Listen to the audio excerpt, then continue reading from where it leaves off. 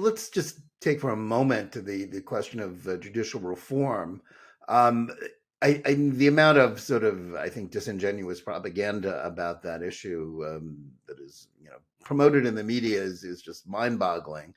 But explain to us why reforming the judiciary is not a destruction of democracy, and that the Tikvah. I mean, outlets like Haaretz have sort of identified Tikvah as sort of the evil geniuses behind the new push towards dictatorship. Why is that completely wrong? This goes back to the 90s, and it goes back to a judicial revolution in Israel where Justice Barak basically decided that the Israeli Supreme Court was going to redefine the nature of Israeli society. It was, in a fundamental way, a very anti-democratic project. The belief that he needed to be, and the court needed to be, the ultimate arbiter of Israelis' policy choices and value choices, as opposed to it being argued out with all the messiness of democratic life in an Israel that is a nation that does have many sub-communities and many factions and many, different, arguments about what Israel stands for.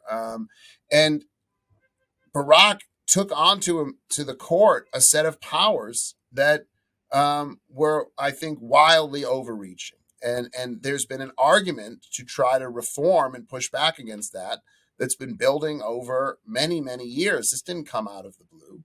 And it centers on things like, should the Supreme Court appoint itself? This doesn't happen almost anywhere in the world, where judges get to appoint their own replacements.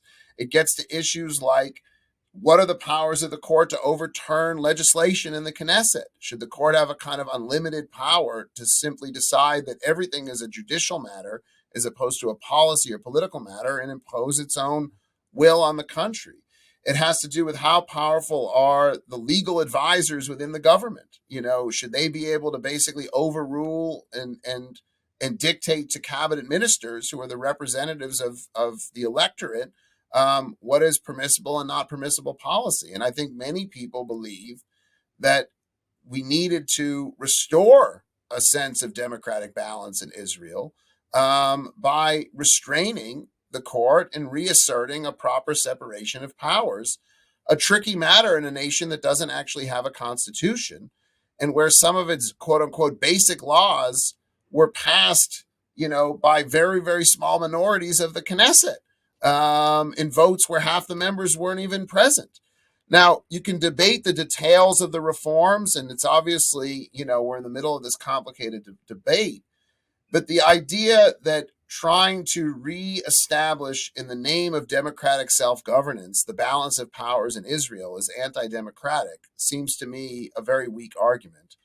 And I think it comes from a place that, as Israeli society has changed, as it's become more religious and less secular, more traditional, more nationalist in certain profound ways, there are people that don't like that. And they're entitled to their opinion, and they're entitled to try to mobilize and organize and vote. But the idea that they're going to claim that they're the champions of democracy, when in fact, what these reforms are trying to do is to establish, as I said, a kind of a restored democratic self-governance, I don't find that to be a very compelling argument. And I think the hysteria is unhealthy. And I think what will hopefully happen should happen in democracy is the players in that country will have an argument about this, and they will come to some reasonable compromise that, as best as possible, approximates the will of the people of the Jewish state. Thank you for tuning into JNS TV, the channel where you engage with the most important news in Israel and the Jewish world. If you enjoyed this video, please like, subscribe, and click the bell for notifications, and visit us at jns.org to get the very latest in Jewish news.